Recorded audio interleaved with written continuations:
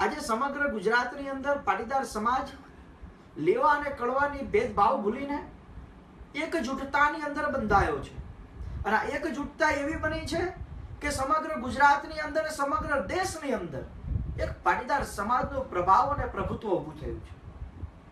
જે પ્રમાણે સુરતની અંદર પાટીદાર સમાજના જે ધારાસભ્યો છે, જે મિનિસ્ટરો છે અને સાથે સાથે ગુજરાતના જે નવનિયુક્ત મુખ્ય પ્રધાન વિજય રૂપાણી અને પાટીદાર સમાજ પર તારીખ 25 અને 26 ઓગસ્ટે જેના ઈશારે અત્યાચાર કરવામાં આવ્યો, લાઠીચાર્જ કરવામાં આવ્યો અને પાટીદાર સમાજના યુવાનોની હત્યા કરવામાં આવી અને સમાજે જે 9 લોહિયા યુવાનો ગુમાવ્યા એ અમિત શાહનો સન્માન સમારોહ રાખ્યો છે। આ લોકોએ આજે સમગ્ર સમાજની અંદર અને સમગ્ર સમાજના જે ઉદ્યોગપતિઓ કહેવાય એ ઉદ્યોગપતિ પાટીદાર સમાજમાં પોતાની 4 ફાઇલો પાસ કરાવવા માટે કે પોતાના ઉદ્યોગોને પ્રભુત્વ કે મજબૂત કરવા માટે સમગ્ર સમાજને વેચી દેવાનો એક કારોબાર ખોલ્યો છે।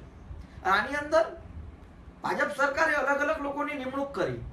પહેલા સમાજના આગેવાનોની નિમણૂક કરી, એ લોકો સમાજની અંદર ફાવી ન શક્યા, પોતાનું પ્રભુત્વ ઊભું ન કરી શક્યા, એટલે સમાજની અંદર જે ઉદ્યોગપતિઓ જે સરકાર સાથે બેઠે છે હવે એની નિયુક્તિ કરવામાં આવી।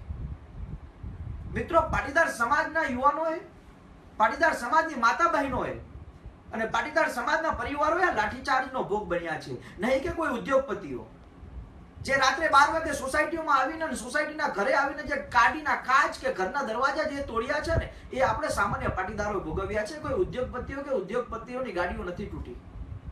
મિત્રો, આ સમાજ માટે ચાલતું આંદોલન છે ને 25,000 યુવાનો પર કેસ થયા છે અને આ કેસોની અંદર નાના મોટા કેસો તબક્કાવાર થતા આવ્યા છે। પહેલા સમાજના લગભગ આશરે 18,000 યુવાનો પર કેસ કરવા, એ પછી સમાજ જુદા પ્રમાણે દેશદ્રોહના કેસ કરવામાં આવ્યા। એ પ્રમાણે ધીમે ધીમે તમે જાઓ તો અત્યારે જે તિરંગા યાત્રા જે ચાલુ, તો આપણા જુનાગઢના કન્વીનર કેતનભાઈ ઉપર કેસ કરવામાં આવ્યો તિરંગા યાત્રામાં।